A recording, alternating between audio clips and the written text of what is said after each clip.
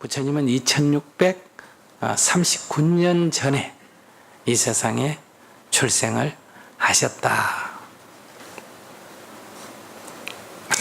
출생하실 때의 모습을 굉장히 이렇게 신비롭게 경전에 기록이 되어 있어요. 실제로 그랬는지 후대에 미화를 해서 그렇게 신비롭게 기록을 했는지는 우리가 알 수 없지만은 신앙적으로 보면 그분은 위대하신 분이니까 우리 출생하고 달랐다 이렇게 말할 수도 있고, 또 역사적으로 고찰해 보면 이렇게 훌륭하신 분은 사후에 그분의 출생을 이렇게 좀 더 신비적으로 묘사를 한다. 그래서 이렇게 묘사되어 있다. 이렇게도 볼 수가 있습니다. 어떻게 묘사되어 있나 하면 부처님 어머니가 태몽 아시죠? 아기 가질 때 꾸는 꿈. 어떤 태몽 꿈을 꿨느냐? 저 하늘에서 음악 소리가 들려서 나와 봤더니 하늘에서 별이 하나 반짝반짝 가까이 오는 거예요. 그게 가까이 왔는데 이렇게 가만히 보니까 하얀 코끼리, 백상이라 그래요. 하얀 코끼리는 인도에서 길상을 상징합니다. 하얀 코끼리가 상아가 6개 달려 있어요. 보통 코끼리 상아가 몇 개예요? 2개인데. 이러면 이제 인도에서 가장 성스럽다 이런 말은 6개 상아가 달린 흰 코끼리가 하늘에서 쭉 내려오더니 우엽 오른쪽 옆구리 이 갈비 사이로 싹 들어가 버리는 거예요. 그래서 하고 깨보니까 꿈이요. 그래서 이런 꿈을 꾸고 아기를 잉태했다. 그래 9달 반이 돼서 당시 인도 풍속은 아기를 낳을 때는 친정에 가서 낳습니다. 부인의 고향에 가서 낳는데, 이 아버지는 숫다다나 왕인데 석가족이고 사카족이라는, 우리가 그냥 석가족이라 그러고, 어머니는 꼴리족이에요. 종족이 서로 달라요. 민족이 서로 달라. 그런데 이제 서로 결혼 동맹 관계에 있어요. 그러니까 이쪽 여자는 저쪽에 시집가고 저쪽 여자는 이쪽에 시집오는 이런 관계인데, 나라 크기가 어느 정도 되나 하면 가야 정도 돼요. 가야가 뭐예요? 육가야가 있죠, 그죠? 이제 고대 왕국으로 발달해 못했잖아요. 그러니까 부족 연맹 수준이란 말이에요. 이제 그런 작은 나라인데 거기에 이제 태자로 태어난 거예요. 그래 어머니가 이제 친정으로 가다가 정오쯤 돼서 이제 해가 아주 세잖아, 그죠? 그래서 아주 좋은 숲을 만났어요. 그래서 그 숲에서 좀 쉬어가자 하고 가마를 내렸어요. 그 지역 이름이 룸빈이에요. 룸빈이. 그 룸빈이 동산에 내려서 이렇게 이제 휴식을 하는데, 그 숲이 뭐냐? 나무가 아쇼카 나무였어요. 그 아쇼카 나무에 꽃이 만발해 있었어. 그래서 그 꽃 구경을 이렇게 하다가 하도 꽃이 하나가 더 탐스럽게 피어 있어서 오른손을 들어서 그 꽃가지를 딱 잡을 때 산기, 그러니까 통증을 느꼈다 이런 얘기. 그래서 갑자기 천막을 치고 준비를 해서 아기를 낳았다. 그 아기 낳을 때 이제 오른쪽 옆구리로 낳았어요. 아래로 낳은 게 아니고 오른쪽 옆구리로 낳았다. 아기를 낳으니까 하늘의 신들이 내려와서, 브라만 범신들이 내려와서 그물로, 황금 그물로 아기를 받았다. 그러니까 용왕이 나와가지고 물을 뿜었다. 더운 물, 찬물을 뿜어가 아기 몸을 씻기니 아기 몸이 황금빛으로 빛났다. 이런 얘기. 그래서 아기 몸을 저렇게 묘사하고 있는 거예요. 그 아기가 스스로 아무 부축도 안 받고 동서남북 사방으로 7발자국을 걸어갔다는 거예요. 그러고는 딱 서더니 한 손은 하늘을 향하고 한 손을 땅을 향해서 큰 소리로 외쳤다. 천상천하 유아독존이여 삼계계고 아당 안지로다. 이렇게 말했다는 거예요. 물론 한문으로 말 안 했겠죠. 인도말로 했겠지. 인도말로 했겠지만은 이제 현재 우리가 쓰고 있는 경전이 한문으로 이렇게 이제 번역이 돼가 기록이 되어 있어. 이렇게 태어났다 이런 얘기. 그래서 이제 우리가 이렇게 아기 태어났을 때 아기 몸을 씻기니 황금빛으로 빛났다 하는 거는 사람 모양이었는데 사람으로 태어났는데 씻어보니까 누구더라? 부처더라 이 얘기예요. 진짜 그랬느냐? 진짜 오른쪽 옆구리로 나왔느냐? 그때 제왕 절개수술을 그때부터 했느냐? 그러더라도 어떻게 옆구리로 나왔냐? 좀 이상하다. 이제 의문이 생기죠. 진짜 7발자국 걸었느냐? 진짜 아기가 말을 했느냐? 이제 이런 의문이 든다. 그럴 때 아무런 의문이 없이 그래 그분은 만중생의 스승이니까 마땅히 그렇지 어떻게 우리같이 그렇게 태어나겠냐 이렇게 생각하는 것을 뭐란다? 믿음이라 그래. 이렇게 믿으면 나쁘나 믿어도 괜찮나? 믿어도 괜찮다. 왜? 믿음은 자유이기 때문에. 그러니까 우리 부처님은 그렇게 태어나셨다. 이렇게 믿는 것은 자유다. 신앙이기 때문에.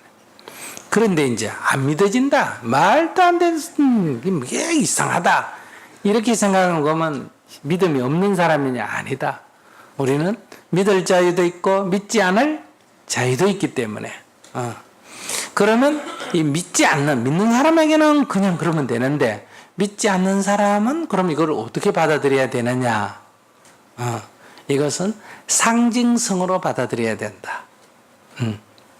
그러니까 당시의 인도 사람들은 어떤 사회 현상을 다 이렇게 신의 어떤 조화로 이해했다. 그 당시 문화가. 그래서 이 사물, 모든 사물에는 뭐가 들어있다? 신이 내재해 있다. 신성이 있어서 신이 이렇게 다 한다. 이런 생각을 했기 때문에 이제 이렇게 묘사를 한 거예요. 그럼 그 뭐냐? 오른쪽 옆구리로 태어났다 하는 것은 부처님이 왕족 출신이었다 하는 걸 상징하는 거예요. 왜냐하면 인도의 전통 신앙, 브라만 신앙에 보면 브라만이라고 하는 하느님이 이 세상을 창조를 다 한 뒤에 마지막으로 사람을 창조하는데 신의 입김으로 입에서 브라만이라고 하는 사제계급을 창조하고 신의 옆구리로는 왕족, 세상을 다스리라, 두 팔로 세상을 다스리라고 크사트리아, 왕족을 창조하고 신의 배에서는 먹는 문제 해결하라고 평민을 창조하고 바이샤, 그리고 신의 발바닥에서는 노예계급을 창조했다. 수드라를 창조했다. 이게 인도의 계급제도, 카스트 제도죠. 4개의 계급을 창조했다. 그러니까 이 계급을 신의 창조로 합리화시킨 거예요. 그러니까 이런 전설이 있기 때문에 부처님이 어머니의 옆구리로 태어났다 하는 것은 부처님이 뭐다? 브라만도 아니고 수드라도 아니고 바이샤도 아니고 뭐다? 크사트리아 왕족 출신이다 하는 것을 상징한다. 그럼 부처님이 7발자국을 걸었다. 이건 뭘 상징하느냐? 인도의 전통 문화에는 윤회라는 게 있습니다. 인도 문화의 독특함이죠. 이 윤회라는 건 뭐냐면 이 세상은 지옥하고 천당 이렇게 두 가지만 있는 게 아니라 그 중간에도 있어요. 그래서 크게 몇 등분 나눈다. 6등분으로 나눠. 그래서 가장 열악한 게 지옥, 그 다음에 아기, 그 다음에 축생, 짐승들 세계요. 그 다음에 인간, 아수라장 하는 거 있죠? 아수라, 그 다음에 인간, 그 다음에 천상이라는 게 뭐냐? 신들의 세계. 이렇게 6가지 세계가 있는데 이걸 갖다가 돌고 돈다. 이걸 육도윤회다. 이렇게 말해요. 그러니까 이 서양 종교하고는 조금 달라요. 서양에는 심판을 받아 한번 지옥 가면 어떻게 한다? 영원히 지옥 가고 한번 천당 가면 영원히 천당 가는데 조금 합리성이 떨어지잖아요. 그죠? 근데 인도는 그런 거에 보면 조금 합리성은 있어요. 좋은 일 해가지고 복 받아가 천당 가면 그 복 다 까먹어버리면 어떻게 한다? 도로 떨어진다. 아시겠어요? 나쁜 짓 해가 지옥 갔는데 벌 다 받으면 어떻게 한다? 또 도로 나온다.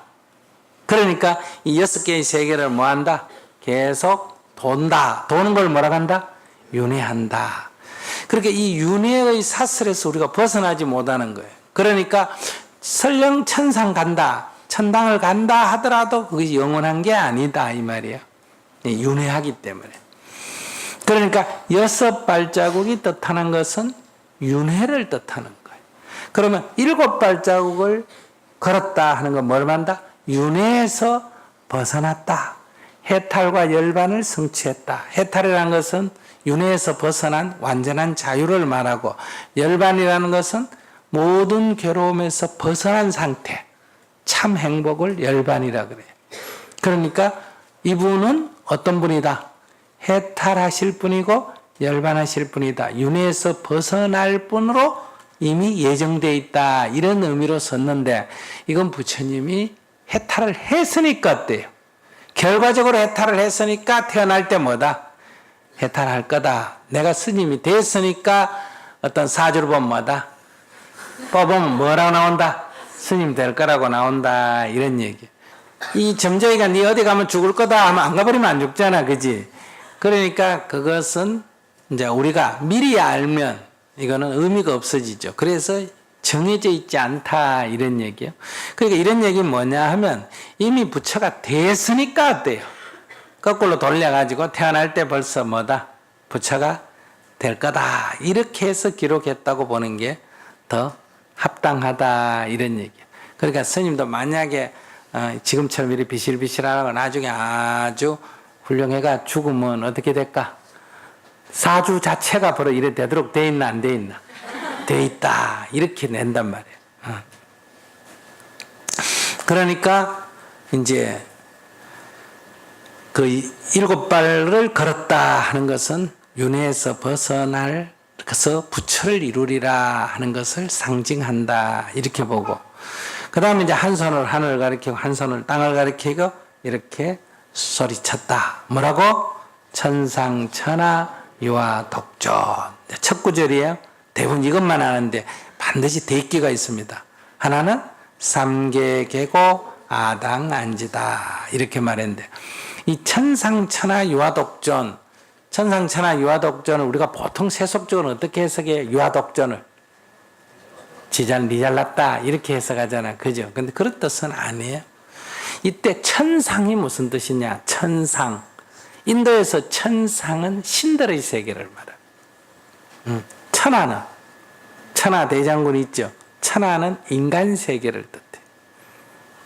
그러니까 천상천하란 말은 신들의 세계와 인간 세계를 통틀어서 이런 얘기. 유아 독존이다. 홀로 존귀한 자다. 누가? 내가. 그 다시 말하면 내가 가장 소중한 존재다.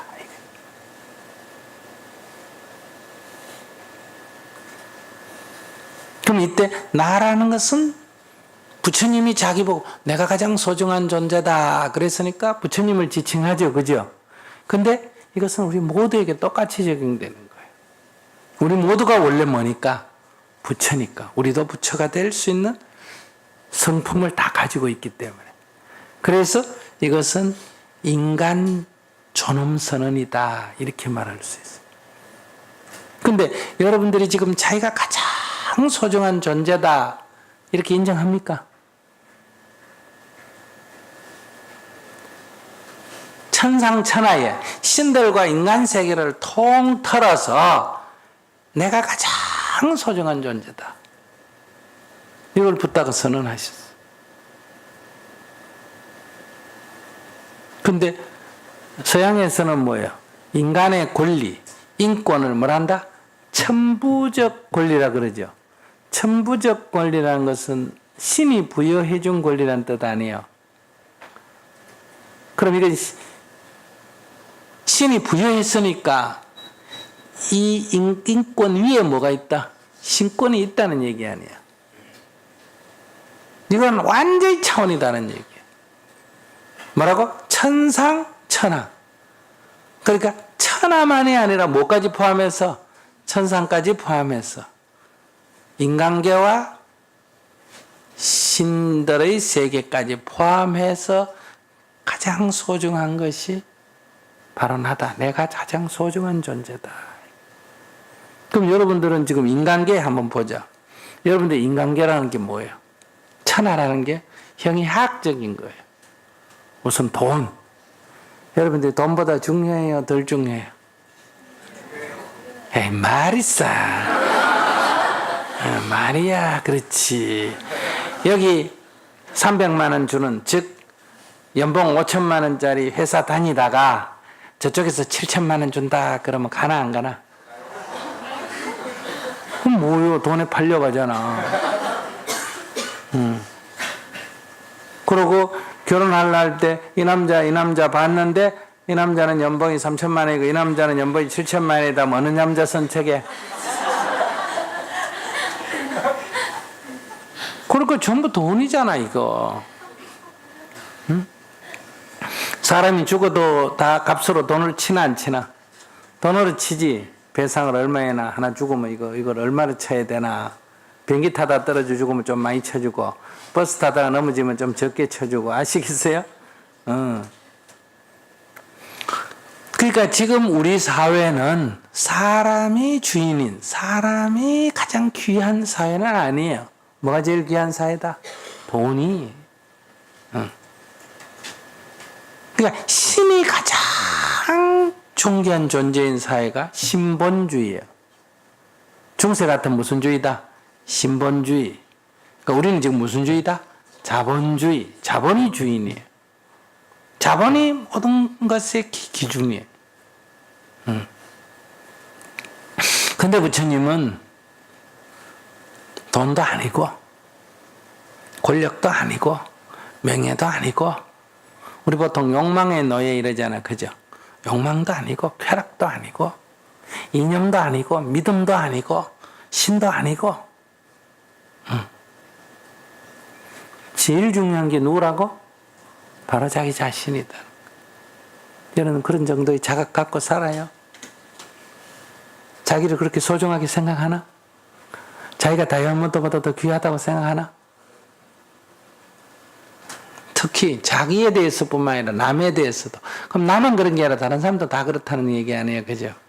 그럼 생명 하나하나가 이 세상에서 가장 존귀하다. 생명 위에 어떤 이념도 존립할 수가 없다. 어떤 이념을, 어떤 사상을 가지고 인간을 단죄할 수가 없다. 이렇게도 볼 수 있어. 이건 누가 부여한 게 아니라 이건 절대적인 거다. 인간이 있고 거기에서 사상도 나오고 이념도 나오고 도덕도 나오고 윤리도 나오고 돈도 나오고 권력도 나오고 다 나온다. 근데 우리의 실제 세계는 그렇지 않습니다. 이렇게 소중한 자기를 우리는 발견하지 못하고 이걸 상실해버렸다. 이걸 잃어버리고 이 자리엔 뭘 둔다? 돈을 두고 산다. 이 자리에 이념을 두고 산다. 이 자리에 사상을 두고 산다. 이 자리에 도덕을 두고 산다. 이 자리에 명예를 두고 산다. 이 자리에 권력을 두고 산다. 이걸 뭐라냐? 자아상실이라고 그래. 현대사회를 뭐라고 한다? 자아상실의 시대. 자아가 상실됐기 때문에, 즉 이 집의 주인이었기 때문에 주인을 잃어버리고 이 도덕대로 와가 주인 노릇 하고 있는 거예요 지금. 그래서 우리 인생이 괴로운 거예요. 그래서 여러분들이 얼마나 생명경시냐. 자기 목숨을 자기가 끊잖아. 또 남도 함부로 죽이잖아. 총 갖고 막 쏴버리고. 지금 자살이 어느 정도인지 알아요? 하루에 43명 죽어요 우리나라에. 고속버스 한 대가 매일매일 전복해가 몰살하는 거예요.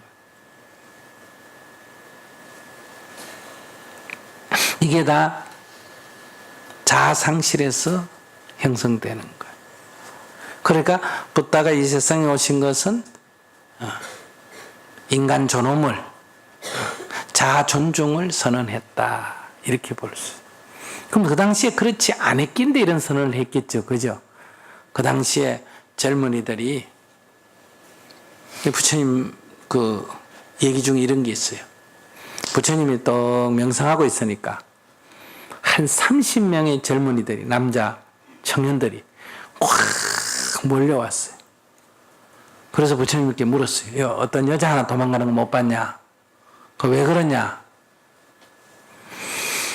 그러니까 이 30명의 남자들이, 요즘 이런 젊은이들이 애인 데리고, 자기 여자친구 데리고 들놀이, 소풍을 간 거예요. 그래서 소풍을 가가지고는 술 마시고 춤추고 놀다가 다 술이 취해서 쓰러진 거예요. 그래서 나중에 눈을 뜨고 보니까 자기들이 갖고 있던 폐물이고 귀한 게 아무것도 없어. 다 훔쳐가 버렸어. 누가? 보니까 그 남자 30명 중에 한 명이 애인이 없었어.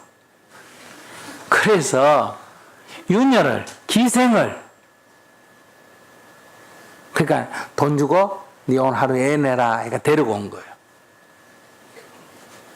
그러니까 이렇게 놀다가 다 취해가 잠드는 중에 그 여자가 싹 훔치고 도망가 버린 거예요.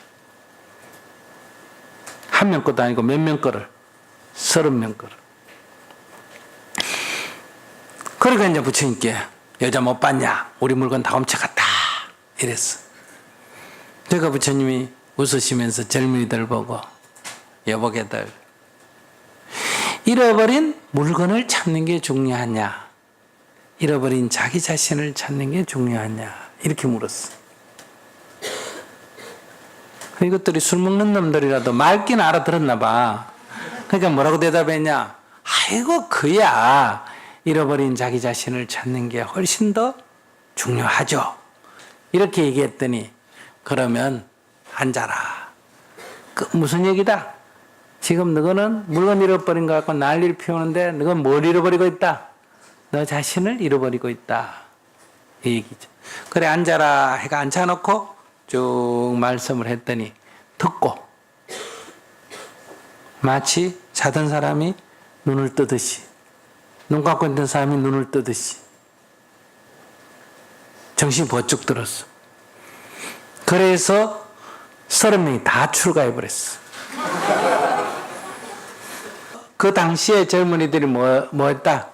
굉장히 쾌락을 즐겼다거나, 부처님도 젊을 때 막 굉장히 쾌락을 즐겼어. 그리고 그 부처님께 출가한 야사비구 얘기 들어보면 거기도 마찬가지야. 그냥 친구들하고 올려가 술 먹고 춤추고 놀다가 쓰러져가지고 술 취가 그냥 막 엎어져서 자다가 눈을 뚝 뜨니까 이 촛불이 타고 있는데 친구들이 막 전부 이렇게 쓰러져서 자고 있는데, 어젯밤에 그 아름답던 무의들, 춤추고 놀던 그 아름답던 여인들도 다 쓰러져 자고 있는데, 그러니까 쓰러져서 술 취가 자니까 모습이 어떻겠어? 어떤 사람은 코를 골고 자고, 어떤 사람은 토해놓고 자고, 어떤 사람은 막 가슴을 드러내놓고 자고, 막 남의 몸에다 다리 걸쳐놓고 자고. 이게 인도에서는 당시에 천민들은 죽으면 화장을 안 하고 이렇게 쓰레기 갖다 버리듯 시체를 이렇게 숲에다 갖다 버려요. 그럼 그 쓰레기처럼 시체를 갖다 던져버리니까 그게 서로 엉켜 있잖아, 그죠? 그거 하고 그 자기하고 놀던 사람들이 엉키고 설켜 있는 게 똑같이 보이는 거예요, 인상이.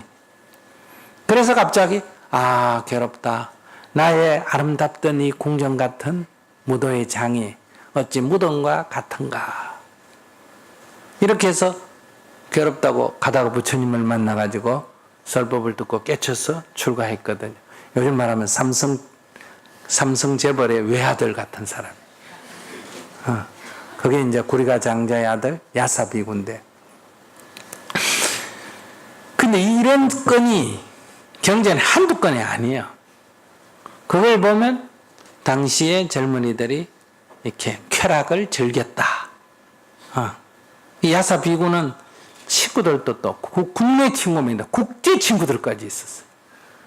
그리고 이렇게 쾌락을 즐겼는데 내가 수행자가 되니까 이 야사 친구들이 국내 친구 4명이 이거 틀림없이 어디에 홀려서 유혹을 받아 이래야 돼. 얘가 그렇게 수행할 애가 아니라는 거예요. 맨날 같이 놀아내는데. 그래서 우리 그 구해주러 가자. 이래 찾아왔다 부처님 만나 이 4명이 출가했거든. 그러니까 국제 친구 50명이 모여가 이 몇 명이 가면 했더니 그 사람이 괴력이 있어가 그 도인이 있어 그거 가서 다 끌려 들어간다고 50명이 떼거지로 모아와가지고 구하러 왔다가 50명이 부처님 법문 듣고 다 출가해버렸어. 그래서 이게 야사와 친구 55인이라는 게 아주 유명한 사건입니다. 야사와 그 친구 55인. 그러니까 합해가 55인이죠. 54명이니까. 이게 이제 최초 출가자 5명하고 이 55인을 합해가 60명. 이걸 두고 부처님이 전법선언 했단 말이에요. 그러니까 이런 얘기를 제가 하는 거는 그 당시에 그만큼 이 물질에 권력에 젖어 있고 욕망에 젖어 있고 돈에 젖어 있고 쾌락에 젖어 있고 이랬다 이런 얘기. 그 다음에 이제 또 다른 한쪽은 이제 그 당시에 브라만교라고 하는 종교에 명심돼 있었죠. 그래서 아무리 죄를 지어도 강가강에 가서 모욕하면 뭐한다? 천국에 태어난다. 이런 걸 믿던 시대니까. 그래서 여기 천상천하라고 나오는 거예요.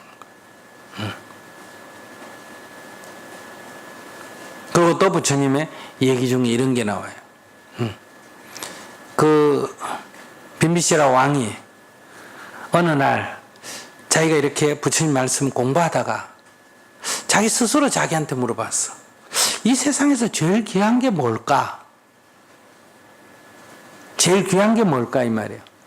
자기는 지금 왕이니까 큰 집도 있고 제일 귀한 보석도 있고 좋은 칼도 있고 좋은 마차도 있고 좋은 말도 있고 이쁜 여자도 있고 귀한 게 너무 많다 보니까 이 중에서 제일 귀한 게 뭘까 이렇게 생각이 든 거예요. 이 중에서 하나만 딱 고르라면 뭘 고를까 하니까 어디 보면 다 귀하고 어디 보면 다 별거 아닌 것 같고 이런 거예요. 그래서 자기 부인한테 가서 말리카 부인인데 물었어요. 여보, 이 세상에서 제일 소중한 게 뭘까? 이렇게 물었어. 근데 정답이 있는데 알아요? 남편의 아내 보고 왕후 보고 이 세상에서 제일 귀한 게 뭘까요? 하고 물으면 이건 정답이 그냥 튀어나와야 돼요. 누다? 당신 이래야 돼. 그 당시에는 왕은 모든 것의 근본이기 때문에. 근데 마이카 부인이 뭐라 그랬냐? 제가 아무리 생각해도 제 자신인 것 같습니다. 이랬어. 그건 그냥 그 자리에서 죽어야 돼. 그런데 왕이 그 얘기를 듣고 당신도 그렇소. 나도 아무리 생각해봐도 내 자신인 것 같소.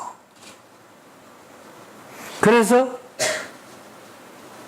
부처님께 둘이가 가서 자기들 얘기를 한 거예요.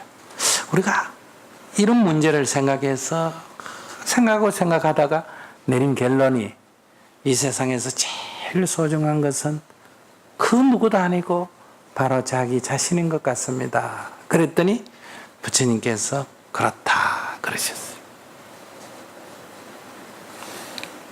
그러니까 오늘 우리는 얼마나 자신이 소중한 줄 모르고 살아요. 이 모르는 존재를 범부중생이라 그래요. 그러니까 여러분들이 지금 괴롭지?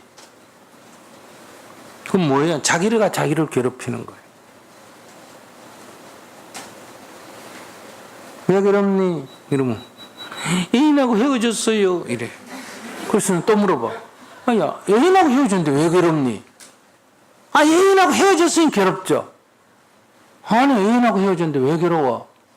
아니, 스님은 연애를 안 해보니 그런 소리를 하지.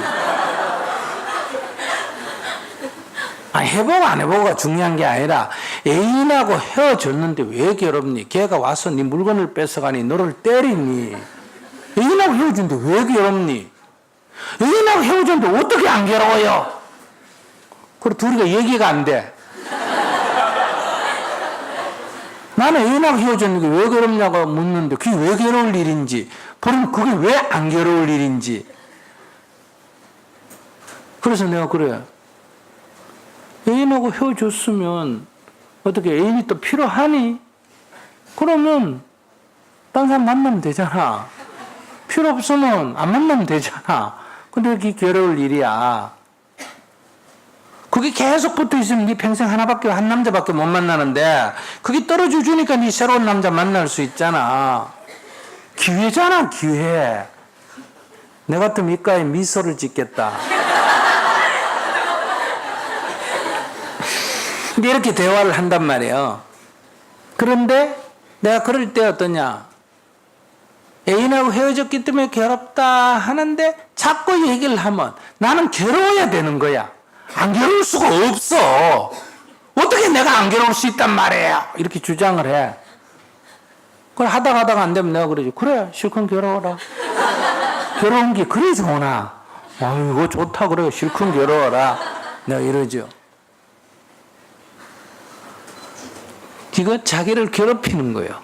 어떤 핑계를 대고 자기는 괴로워야 되는 거예요. 이게 뭐 자아상실이에요. 자기가 정말 소중하다면 왜 자기가 자기를 괴롭혀? 근데 우리는 자기가 자기를 괴롭히는지도 몰라요. 자기를 열등하다고 규정해놓고 못났다고 괴로워하고, 이게 자기 소중한 줄을 모른다. 그러니 오늘 부처님이 오신 뜻은 여기서는 붓다가 가장 존귀하다 이래 되는데 여기서 여러분들 각자는 건 붓다가 그렇게 선언한 거고 내가 가장 존귀하다 이런 거고 오늘 그 우리 모두에게는 각자 자기가 가장 소중한 존재다. 가장 존귀한 존재다. 그 무엇으로도 여러분들을 대신할 존재는 없어요. 근데 우리는 그렇지가 않단 말이지. 여러분들이 몇 푼의 돈에 팔리고 이념에 팔리고 믿음에 팔리고 그래서 제정신 못 차리고 살고 있죠. 이게 첫 번째. 그러니까 내가 가장 소중한 존재임을 자각을 하면 어떻게 되느냐? 여러분들은 괴로울래야 괴로울 수가 없다 이 말이에요. 그래서 괴로움이 없는 자 이거를 열반 모든 속박으로부터 자유로워진 자 이거를 해탈 이렇게 말해요. 이게 붓다예요.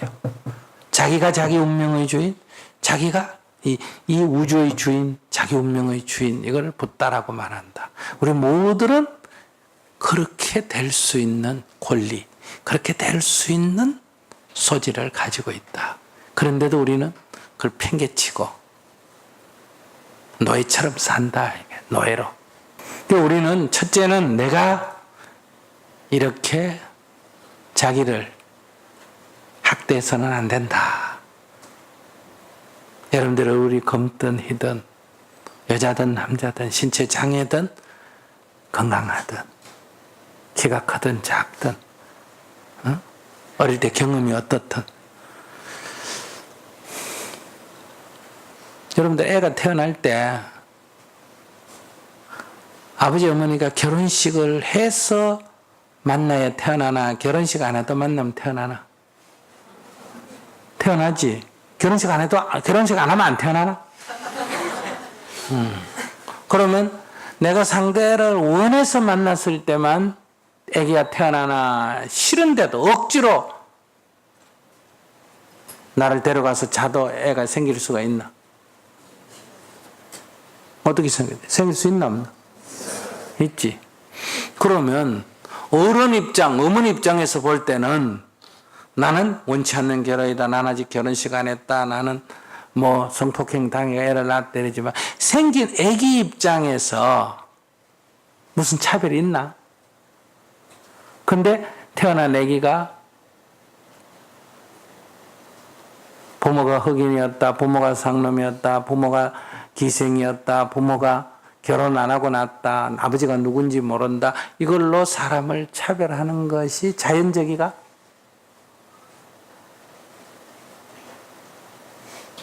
근데 얼마나 차별해?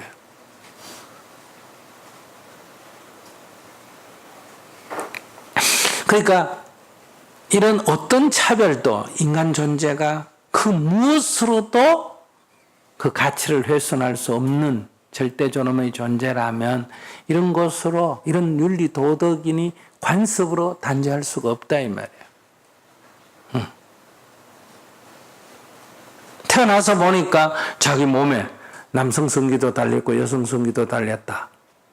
태어나서 보니까 자기 몸에는 여성 성기도 없고 남성 성기도 없다. 그럼 이게 전생에 지은 죄의 탓일까? 하나님이 버릴까? 자기는 태어나서 보니까 이성에게는 아무 관심이 없고 동성에게만 호기심이 있다. 자기가 뭐 어떻게 일부러 그러려는 게 아니라 이 마음이 그렇게 움직인다 이 말이야. 그리고 오늘날 동성에 대한 이런 혐오증 이런 것도 다 자연 질서에 어긋나는 거예요. 기독교 말하면 창조 질서에 어긋난다 이거예요. 만약 하나님이 다 창조물이라면 하나님이 그렇게 창조한 건데 어떻게? 그럼 이건 아니다. 그럼 이건 에러라는 거 아니야. 하나님이 에러를 만들었다. 그럼 하나님 무오르성에 어긋나잖아. 그죠? 그럼 하나님도 틀리네 이 말 아니야. 그래서 우리가 이 존재, 태어난 존재를 가지고 어떤 차별을 하는 것은 진리에 어긋난다. 그 어떤 것도. 이것이 바로 이 첫 번째 선언이란 말이에요. 천상천하 뭐라고? 유아 독존이다. 가장 존귀한, 홀로 존귀한 존재다. 근데 오늘 우리가 안 그러잖아. 오늘 부처님 오신 날 여러분들 이걸 자각해야 돼. 여러분들 자신이 가장 존귀한 존재임을 자각해야 돼. 결혼했던, 결혼을 했던, 젊었던, 늙었던, 신체가 장애가 생겼던 그건 중요한, 그건 불편할 뿐이야. 팔이 하나 없으면 불편할 뿐이지 그게 무슨 열등한 존재가 아니다. 여러분들 부모가 누구든 뭐 사생아니 뭐니 그거 다 옛날 얘기야. 두 번째, 그런데 뒷구절이 중요한 거예요. 삼계계고 아당 안지라. 삼계라는 것은 여기 설명하면 길고 온 누리, 이 세계를 말하는 이 세계에 살고 있는 모든 사람들이 계고 모두 계자예요. 모두 다 괴로움에 빠져 있다. 왜? 자아를 상실하고. 그러니 내 일을 마땅히 편안하게 하리라. 이게 아당안지요. 아당안지. 내 일을 마땅히 편안하게 하리라. 즉 나만 부처가 되는 게, 나만 행복하고 자유로운 게 목적이 아니라, 그러면 자유롭고 행복한 존재로서의 나는 무슨 일을 해야 되느냐? 이 세상 사람들이 이렇게 자유롭고 행복한 쪽으로 어때요? 가도록 인도해야 된다. 이게 이제 기독교식을 말한 말이야. 이 기쁜 소식을 뭐 해야 된다? 전해야 된다. 복음을 전해야 된다. 이렇게 말할 수 있겠죠.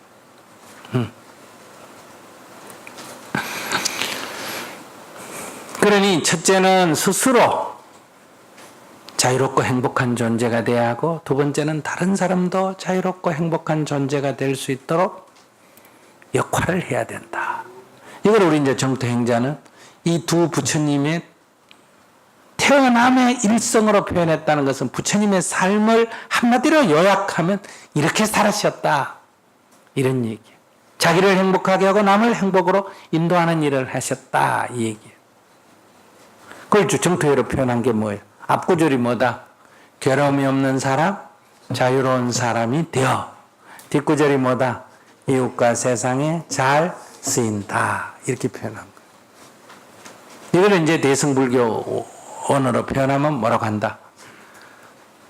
상고벌이 하와 중생. 위로는 깨달음을 구하고 아래로는 일체 중생을 교화한다.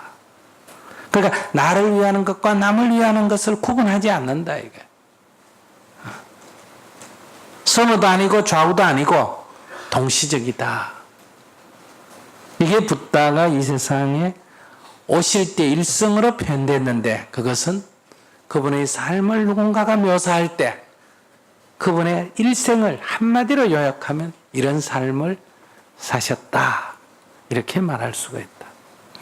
그러니까 우리 오늘 부처님 오신 날을 맞아서 여러분들이 다시 한번 이걸 자각할 필요가 있다.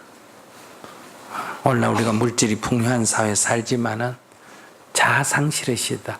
이 세 가지 상실이라 그래요. 첫째, 개인은 자아가 상실되고 있고, 인류 공동체는 공동체가 붕괴되고 있고, 지구적인 차원에서는 환경이 파괴되고 있다. 이게 오늘 현대 사회가 안고 있는 큰 병폐, 문명의 한계를 세 종류로 말하면 뭐라고? 지구 환경 파괴, 인류 공동체 붕괴, 자아 상실.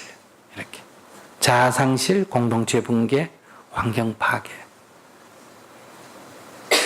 그러니까 이것에 회복하려면 제일 중요한 게 자아 회복이 가장 중요해요. 여러분들이 우선 행복해야 돼. 자유로워야 돼. 뭘 하든지 간에. 그리고 그것이 나만이 아니라 우리가 함께 그렇게 돼야 된다. 이게 공동체성을 회복하는 거다. 내가 이익을 보기 위해서 너를 손에 끼치는 게 아니다 이거야. 너에게도 이익이고 나에게도 이익인 것. 이걸 자리 이타. 나도 이기고 너도 이기다 이 얘기죠.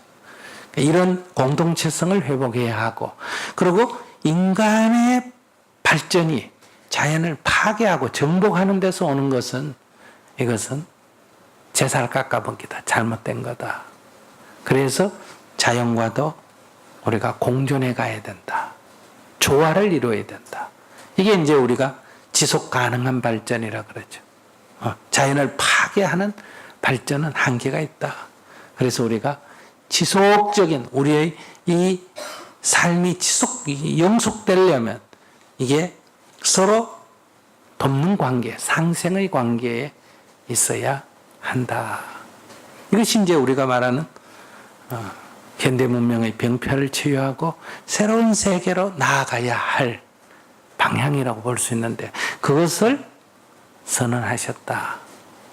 근데 불행히도 2600년 전에 선언을 하셨는데도 불교 신자가 몇 억이 되도록 늘었는데도 세상에 변화가 없다는 것은 불교 신자가 아니다.